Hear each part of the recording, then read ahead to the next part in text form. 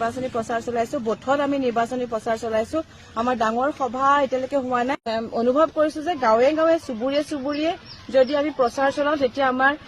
পাব্লিকৰ লগত ৰাইজৰ লগত আমি বেছি মানে মত বিনিময় কৰিব পাৰো সেইকাৰণে আচলতে ঘৰে ঘৰে প্ৰচাৰ চলাইছো জৰাজীৰ্ণ আছিল এই পথটোৱে হৈছে কংগ্ৰেছ চৰকাৰৰ দিনত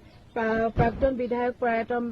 মেম্বৰ গগৈ ডাঙৰীয়া আমাৰ দেউতা তেখেতে এই ৰাস্তাটো উলিয়াই দিছিল একেবাৰে এইফালেদি গৈ ঘোঁৰাচৰাই আমতললৈকে মই নিজে আহিছো 99ত আহিছো 2000 চনৰ পাছতো আহিছো তেতিয়ালৈকে কিন্তু ৰাস্তা নাছিলে সৰু অকমানি লংলঙীয়া বাট এটা আছিল নহয়নে ৰাইজক সোধক সৰু অকমানি লংলঙীয়া বাট এটা আছিল আৰু আমাৰ দেউতা বেটিয়ক সমষ্টি প্ৰায়ত বিধায়ক মেম্বৰ গগৈ ডাঙৰীয়াৰ তৎপৰতাত এই ৰাস্তাটি পিডব্লিউডিকৰণ কৰা হ'ল ৰাস্তা বহল হ'ল আৰু আজি সেইকাৰণে এই ৰাস্তাটো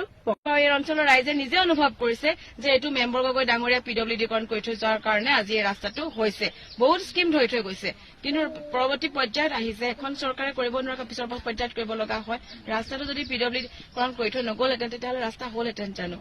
আৰু ৰাইজে অনুভৱ কৰিছে আজি মই কংগ্ৰেছৰ হয় মইতো আমাৰ চৰকাৰ নাই তথাপি তেখেতসকলে আঁকোৱালি লৈছে কি কাৰণে কংগ্ৰেছে কৰি থৈ যোৱা আগৰ কামখিনিৰ কাৰণেতো তেখেতসকল আজি ওলাই আহিছে বিপুল ভোটত আমি জয় হ'ম এবাৰ নহয়নে